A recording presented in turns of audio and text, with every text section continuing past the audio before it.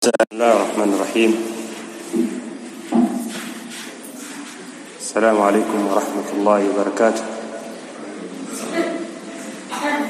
إن الحمد لله نحمده ونستعينه ونستغفره ونعوذ بالله من شرور أنفسنا ومن سيئات أعمالنا. من يهده الله فلا مضل له ومن يضلله فلا هادي له. وأشهد أن لا إله إلا الله وحده لا شريك له وأشهد أن محمدا عبده ورسوله.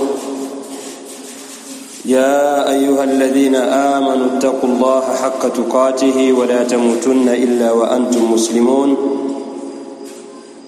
يا أيها الناس اتقوا ربكم الذي خلقكم من نفس واحدة وخلق منها زوجها وبث منهما رجالا كثيرا ونساء.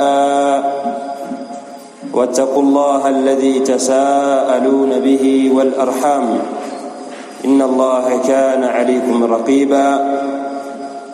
يا أيها الذين آمنوا اتقوا الله وقولوا قولا سديدا يصلح لكم أعمالكم ويغفر لكم ذنوبكم. ومن يطع الله ورسوله فقد فاز فوزا عظيما. أما بعد فإن أصدق الحديث كتاب الله وخير الهدى هدى محمد صلى الله عليه وسلم وشر الأمور محدثاتها فإن كل محدثة بدعة وكل بدعة ضلالة وكل ضلالة في النار. أعاذنا الله منا وإياكم من النار. ndugu zangu katika imani,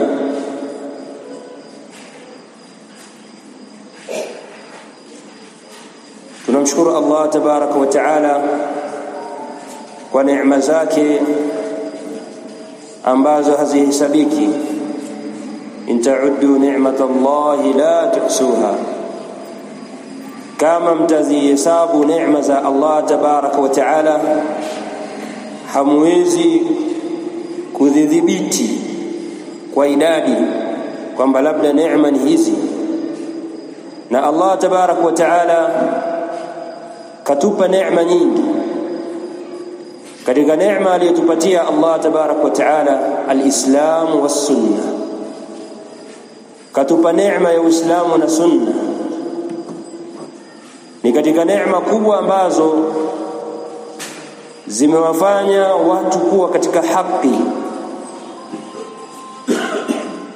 Neema hii ya Uislamu kama ilivyoelezwa ndani ya Qur'an, Allah tabarak wa taala alivyotukamilishia dini ya Uislamu na akaijalia dini ya Uislamu kuwa ni neema kwetu sisi. Wa atamma alaykum ni'mati wa raditu lakum al-islam dina.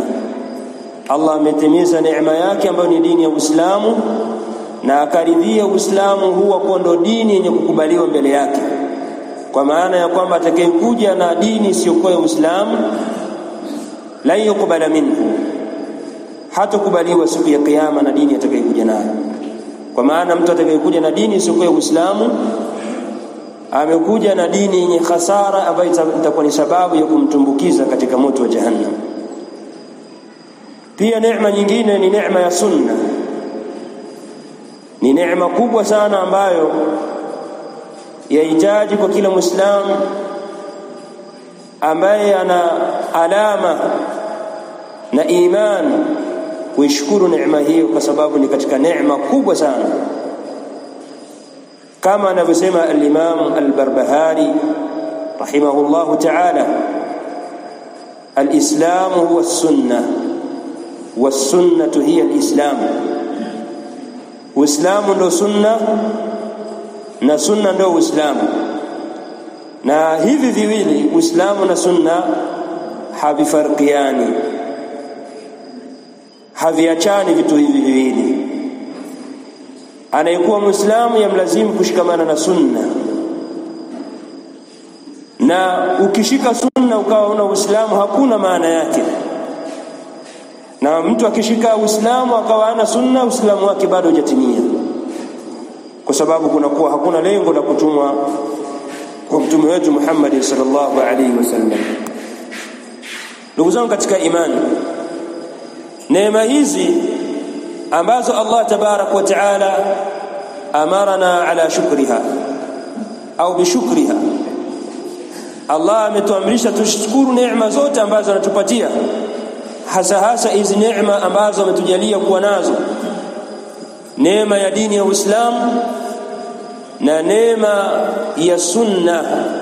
Ndio maana utakuta wanachuoni katika dua nyingi ambazo walikuwa kiziomba, alhamdulillah ala ni'mati alislami was sunna, anamshukuru Allah tabarak wa taala kwa neema ya sunna na Uislamu. Muislamu anatakikana kujaribu kila siku katika dua zake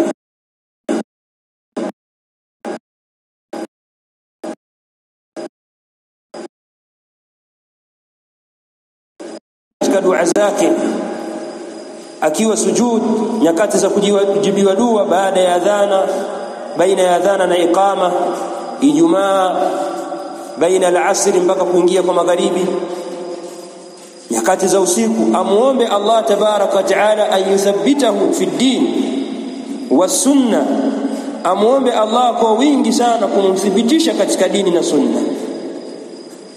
Na amelifanya hili mbora wetu naye Mtume Muhammad sallallahu alaihi wasallam alikuwa akikithirisha sana kumuomba Allah tabarak wa taala athabatu ala din, kuthibiti katika dini. Ya muqallibal qulub thabbit qalbi ala dinik, riwaya nyingine ala ta'atik, ewe mwenye kuzigeuza nyoyo uthibitishe moyo wangu katika dini yako, uthibitishe moyo wangu katika taa.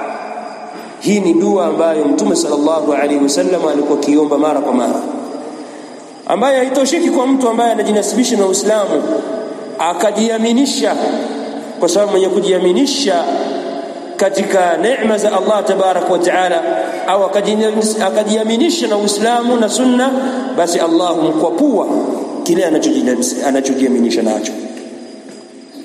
Wahitaji dua, yahitaji mulazama, kulazimiana na hiyo sunna, kwa sababu ni neema kubwa sana ambao hawakushikamana nayo sunna hii wamepata hasara fi dunya wal akhirah. Ndugu zangu katika imani, Allah tabarak wa taala kwa neema zake ametutumia mtume huyo amemtelemshia Qur'an, na Mtume sallallahu alaihi wasallam huwa mufassir lilquran, na mtume ni mwenye kuifasiri Qur'an. Hakuna neno lolote ndani ya Qur'an isipokuwa limepita katika kinywa cha Mtume sallallahu alaihi wasallam, na yale ambayo yalikuwa ni magumu kwake, kwa maswahaba ambao hakuelewa, walikuwa kimfuata Mtume Muhammad sallallahu alaihi wasallam na wakataka awabainishie. Mtume sallallahu alaihi wasallam kuanzia kupewa kwake unabii akiwa na miaka 40 mpaka pale alipofikia miaka 63, Allah tabarak wa taala akawa amemfisha. Lakini Mtume sallallahu alaihi wasallam anakufa hali ya kuwa dini ya Uislamu imekamilika, na Allah tabarak wa taala kateremsha aya kujulisha kwamba dini ya Uislamu imekamilika. Al-yawma akmaltu lakum dinakum wa atmamtu alaykum ni'mati wa raditu lakum al-islam dina. Leo hii al-yawma, kama alivyosema Umar bin Khattab kwamba anafahamu siku ambapo imetelemka, na Abdullah ibn Abbas akasema kwamba imetelemka ashiyat Arafa يوم الجمعة. Imetelemka aya hii na dini ya Uislamu imekamilika siku ya Arafa, na pia ilikuwa ni siku ya Ijumaa. Alhamdulillah. Na Mayahudi walikuwa wanaitamani siku kama hii, kwamba lau hii aya ya kutimia dini ingekuwa imetelemka kwetu sisi, latakhadna dhalika liyawma ida, wanasema tungeifanya siku hiyo kuwa ni siku ya Eid. Haya maneno amwambia Umar bin Khattab. Yani dini ilipotimia kwa nyinyi aya na Mola wenu kuwateremshia ndani ya kitabu chenu kwamba dini yenu imekamilika, tunatamani siku hiyo ingekuwa ndo siku yetu sisi imetelemka na dini yetu, tunawaambia labda Uyahudi ndo dini imekamilika, tungeifanya siku hiyo ni siku ya sherehe. Lakini katika Uislamu hakuna jambo hilo, kwa sababu Mtume sallallahu alaihi wasallam siku ya kukamilika dini hakufanya sherehe wala kuifanya ni katika sehemu ambazo zahitaji kusherehekewa, kwa sababu pia masahaba wangesherehekea jambo hilo. Dini ya Uislamu imekamilika kiasi cha kwamba haihitaji nyongeza, na kitu kilichokamilika ni kitu ambacho hakihitaji nyongeza ndani yake. Na dini ya Uislamu imekamilika, haina mapungufu, haina dosari. Dosari itakuwa kwenye akili yako na dosari itakuwa katika ufahamu wako, lakini dini ya Uislamu kamil, dini ya Uislamu imekamilika. Baada ya Mtume sallallahu alaihi wasallam kufariki, baada yake kutokea watu kuritad na wengineo, baada muda kadhaa wakaanza kuingiza mambo ambayo hayakuwemo kwa Mtume sallallahu alaihi wasallam, wala mambo ambayo hawafahamu masahaba wa Mtume sallallahu alaihi wasallam. La'allakum ta'rifun, wenda mnafahamu kisa cha Abdullah ibn Umar Abu Abdurrahman alipokuja sahaba mmoja akimjulisha bid'a ambazo zilikuwa zikifanyika katika ndani ya msikiti. Aliingia sahaba msikitini akawakuta watu hao ni tabi'in, amewakuta msikitini wamekaa halaka, wamekaa mkao wa kuzunguka hivyo, watu wamekaa msikitini.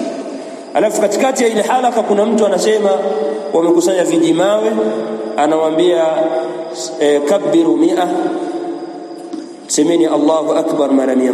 Wanachukua vile vijiwe wanahesabu, jiwe kimoja kimoja wanahesabu mpaka 100, alafu anaambia sabbihu 100, semeni subhanallah mara 100, semeni alhamdulillah mara 100, semeni Allahu akbar mara 100.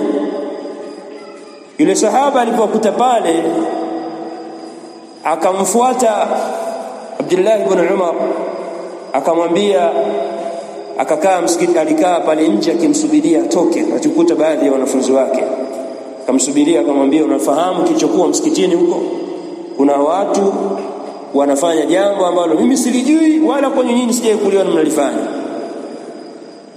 Akamuuliza, wewe umewaambia nini? Asemea, sikuambia chochote, nasubiria amri yako. Basi wakatoka, ilikuwa ni wakati wa salatu subhi. Kukuta pale wamekaa wanahesabu vijimawe. Akawauliza, ma asra halakatakum, haraka iliyoje ya kuangamia kwenu, hali ya kuwa masahaba wako hai na nguo za Mtume sallallahu alaihi wasallam hazijachakaa, vyombo vya Mtume sallallahu alaihi wasallam havijapasuka, akikusudia masahaba wa Mtume sallallahu alaihi wasallam. Sura ya bid'a imeanza masahaba wakiwa hai. Pia walikuja wale Qadaria, wakaja wakafanya bid'a, wakisema al-umuru unuf, mambo yanajiendea katika bid'a za kiitikadi. Sasa bid'a zilizozidi kukithiri, ikawa sasa hadithi za Mtume sallallahu alaihi wasallam zinapondoshwa kulingamana na mtu ya kila anachokitaka katika nafsi yake. Masahaba wakizidi kuisha na matabi'i wakipokea, lakini watu wanazidi kuingiza mambo ambayo masahaba hawayafahamu wala wale waliofuata masahaba wayafahamu kabisa. Sasa baada ya ulama kuona kwamba dini ya Uislamu inaanza kupotoshwa, wakaweka msingi wa upokezi wa hadithi, kwamba mtu anayekuja anasimulia chochote anaulizwa amekipata wapi. Wewe hiki unachokizungumza umekipata wapi? ndio maana ikawekwa misingi ya upokezi wa hadithi. Kuna hadithi dhaif, kuna hadithi sahihi. Muhammad ibn Sirin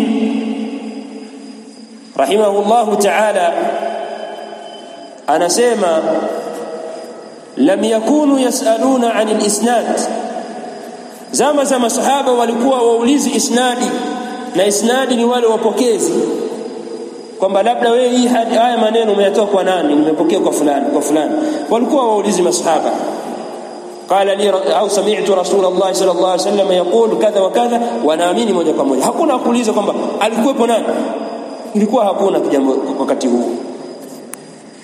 Muhammad bin Sirin akasema falamma waqa'atil fitna, ilipozuka na kutokea fitna, qalu sammu lana rijalakum, wakawa wanawaambia tutajieni mmepokea kwa watu gani. Na hili pia katika mjtamaa wetu ni katika jambo gumu sana kuhakiki habari, hadithi hii dhaif, hadithi hii sahihi, kuna kadha, bwana hivi na hivi. Sasa masahaba wao tabi'in walikuwa kiwaambia sammu lana rijala. Sheikh akasema al-Imam Muhammad bin Sirin fayunzaru ila ahli as-sunnah fayukhadhu hadithuhum wa yunzaru ila ahli al-bid'ah fala yukhadhu hadithuhum.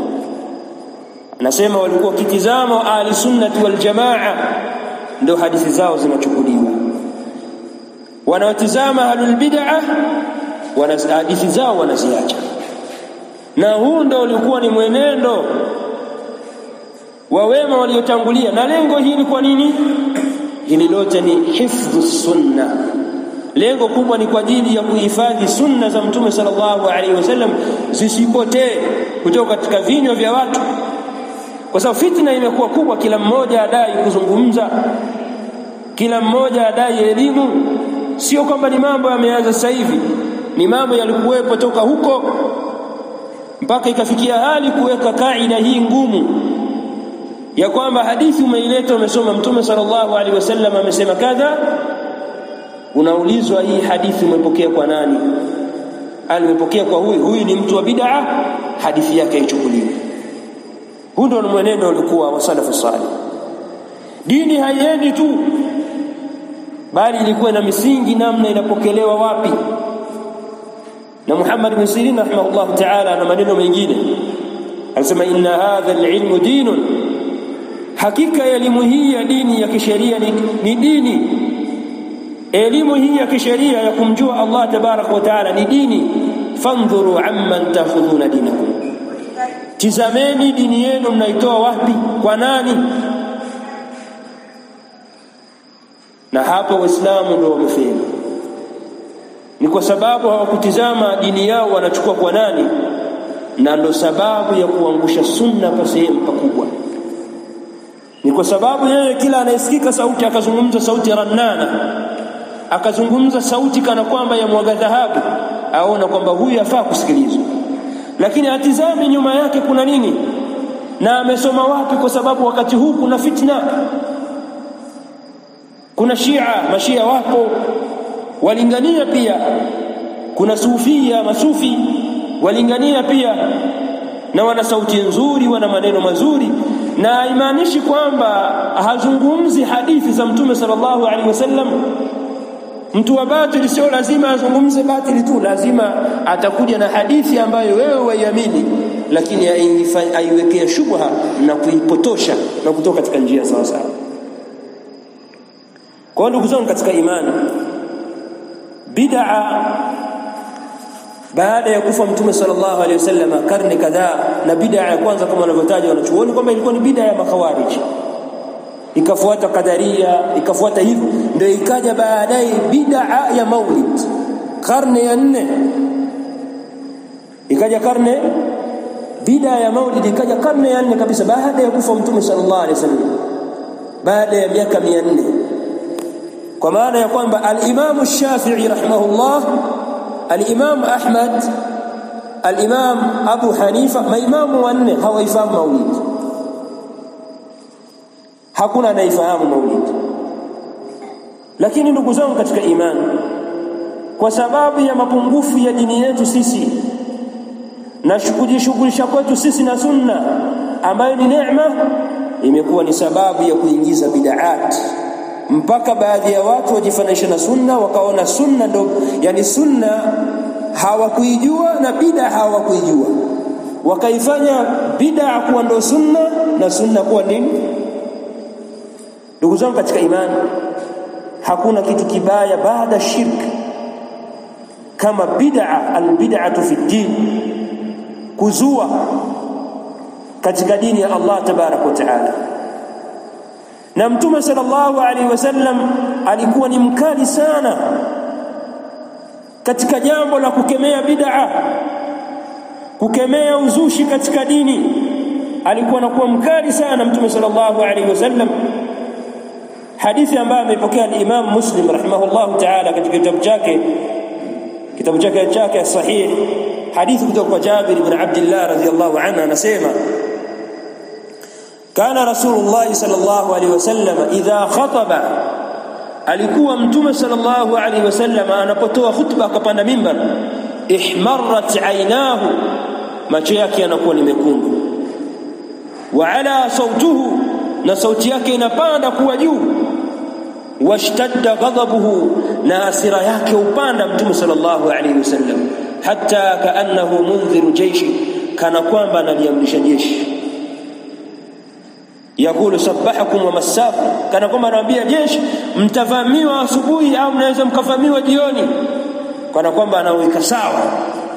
Leo hii hutuba zimekwisha, na hutuba kama hizi, hutuba za kukemea bid'a zimekuwa chache sana, na kuwa ni mkali kama Mtume sallallahu alaihi wasallam alivyokuwa mkali. Kwa sababu baada ya kusema maneno haya anasema amma ba'du, baada ya kukasirika, baada ya mukaddima wake anasema amma ba'du fa inna khayra alhadithi kitabullah. Maneno haya Mtume sallallahu alaihi wasallam anasema maneno yalikuwa ya khairi, mazungumzo ya khairi ni kitabu cha Allah tabaraka wa taala. Wa khayra alhuda huda Muhammadin sallallahu alaihi wasallam, na uongofu uliokuwa khairi na uongofu wa kweli ni uongofu wa Mtume sallallahu alaihi wasallam. Muongozo wa kweli ni muongozo wa Mtume sallallahu alaihi wasallam. Lakini pia hapa maneno haya anayasema kwa hasira, na macho yake yanakuwa ni mekundu, ambazo wao na ngozi nyeupe, ngozi yabadilika, kuona kwamba mtu huyu anakaribia kutuangukia, kutupiga sisi. Lakini Mtume sallallahu alaihi wasallam katika mukaddima wake tu atahadharisha bid'a, wa sharra al-umuri muhdathatuha wa kullu bid'atin dalalatun, shari ya mambo ni yale yenye kuzuliwa. Wa sharra al-umuri muhdathatuha, mambo yenye shari mno ni mambo yenye kuzuliwa katika dini. Wa kullu bid'atin dalalah, na kila bid'a ni upotevu. Na Mtume sallallahu alaihi wasallam katika hadithi ya Bi Aisha radhiyallahu anha amekemea bid'a, anasema man ahdatha fi amrina hadha ma laysa minhu fa huwa rad, atakayezua jambo ambalo halimo kwenye dini atarejeshewa. Wa man amila amalan laysa alayhi amruna fa huwa radd, na atakayefanya matendo ambayo hayana amri yetu sisi basi atarejeshewa.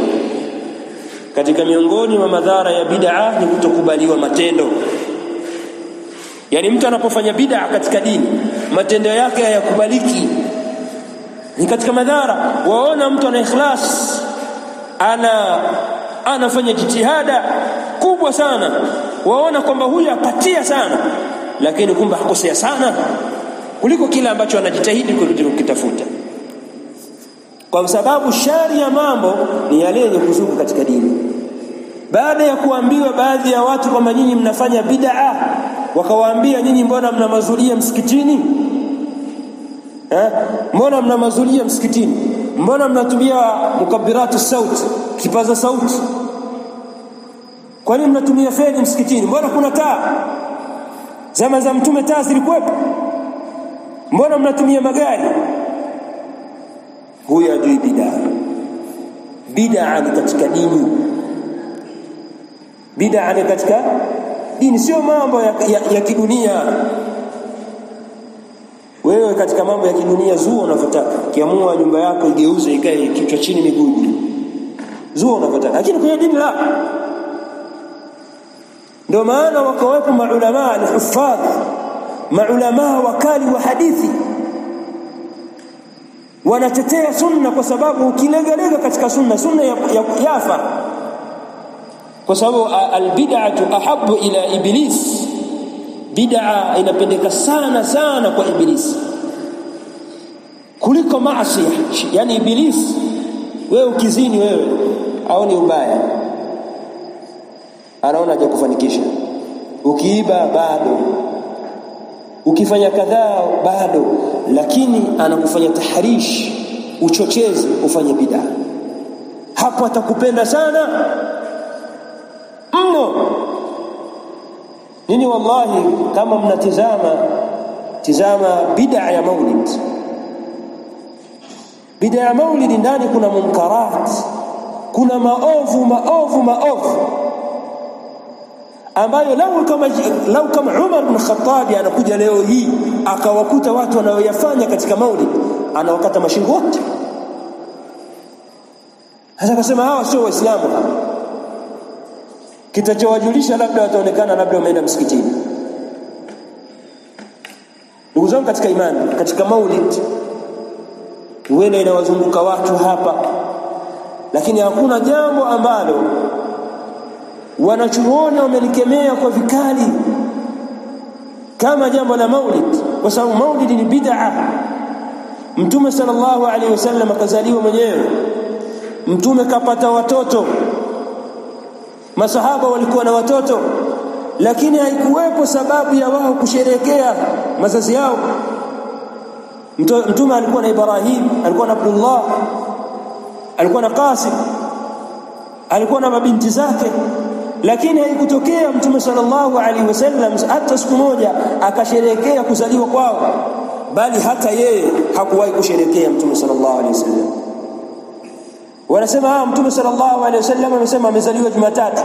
Naam, Jumatatu ina sababu nyingi.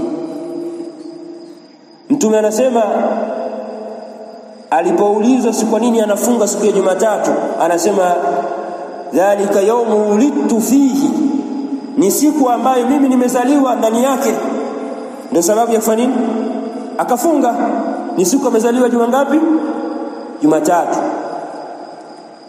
Kisha akasema wa yawma unzila alayya, siku ya Jumatatu ni siku ambayo nimeteremshiwa Qur'an. Kwa nini nyinyi mchukue siku ya kuteremshiwa Qur'an ikateremshwa siku ambayo amezaliwa? Kwa nini mchague kuzaliwa peke yake, msichague na kuteremshwa Qur'an? Wanachuoni wametaja sababu nyingi kwa nini Mtume sallallahu alaihi wasallam. Katika miongoni mwa sababu ambazo Mtume sallallahu alaihi wasallam zikimpelekea kufunga siku ya Jumatatu, ni siku ya kwanza katika wiki, na akasema nafunga Jumatatu kwa sababu malaika akitakapoteremka kuandika matendo ya wiki nzima akute katika ibada, na siku ya Alhamisi aondoke aniache katika ibada. Sitawazimia. Ndio sababu ya yeye kufunga Jumatatu. Naam, tujalie kwamba Mtume sallallahu alaihi wasallam amezaliwa Jumatatu. Je, nyinyi mnafunga siku hiyo?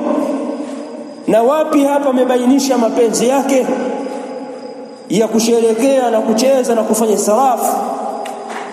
Katika miongoni mwa munkarati zinazofanyika katika maulid, wao wanaweka kiti na kuitakidi kwamba Mtume sallallahu alaihi wasallam yahdhur, anahudhuria pale. Ukiwaambia tupeni dalili hapo kwamba kifika mlango fulani, mkisoma Barazanji, mkifikia mlango fulani kwamba tusimame na tuhudhurisha kitu kwamba Mtume sallallahu alaihi wasallam anahudhuria, haya yametoka wapi? Hali ya kuwa masahaba wametuhifadhia sunna na zikapokelewa katika mikono iliyokuwa salama, zikakemewa. Walikuwa kitizama Shia wanawakemea, hawapokei hadithi kwao. Watu ambao wametoka katika daira ya sunna hawapokei kwao. Haya wameyapokea wapi? Na hili yanakuja kutambulika baada ya miaka 400, karne ya 4, kwamba alikuwa mfalme mmoja anaitwa Kukubur Baktaki. Aliona kwa manasara wa Kristo wanasherekea mazazi ya kuzaliwa kwa Isa, na yeye akaona kwamba hakuna vibaya sisi, kwani sisi hatumpendi mtume wetu, wakafanya nini na wao wakaweka kwamba na sisi tutakuwa tunamshirikia mtume sallallahu alaihi wasallam. Wakaja baadhi ya watu ambao akalun, wanaopenda kula, wakaja watu hao wakaanza kuipamba na kuanza kuipa hadithi ambazo hazipo shubha. Uweze kumfuata mtu wa maulidi anashirikia maulidi ukamwambia nipe dalili ya kusherehekea, akakwambia hakuna. Anakwambia anakusomea aya ya kumsalia mtume. Aya kumsalia hapa ni kumsalia mtume, sio kusherehekea. Sio kwa nini? Nyinyi mabakhili amumsalia mtume. Hadhana inapotoka mtume ametuamrisha tufanye nini? Tumuombe wasila, si ndio? Tunaposali swala, si tunafikia wakati wa tahiyat, kusalia mtume sallallahu alaihi wasallam katika swala ni rukni min arkani salat. Wasemaje kwamba sisi tumsalie mtume sallallahu alaihi wasallam? Usiyemsalia ni wewe bakhili. Wasubiria mfungo 6 ndio waje kumsalia mtume sallallahu alaihi wasallam. Si ubakhili huu kwamba wewe wasubiria siku ya mfungo 6 baada ya mwaka mzima wakusanyika kwamba msafia mtume, wasoma sira. Sisi msikitini hapa sisi tunasoma sira ya mtume sallallahu alaihi wasallam. Lakini ndugu zangu katika imani, jambo la bid'a ya maulid ni jambo la bid'a munkar, ndani yake kumejaa ushirikina, kutafuta wasila kupitia mtume sallallahu alaihi wasallam, kumuomba na kumweka daraja lisiokuwa la kwake.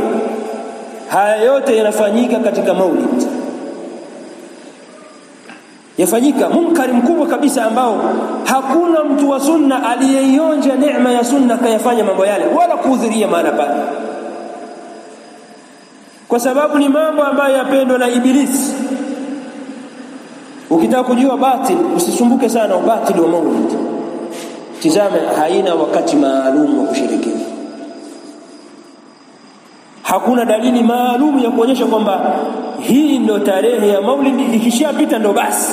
Hakuna dalili mojawapo ya ubatili wake. Kuna maulidi ya kitaifa, yani hata wale walioanzisha wakija leo wanasema na nyinyi mmefanya bid'a. Hivi hatuvijui.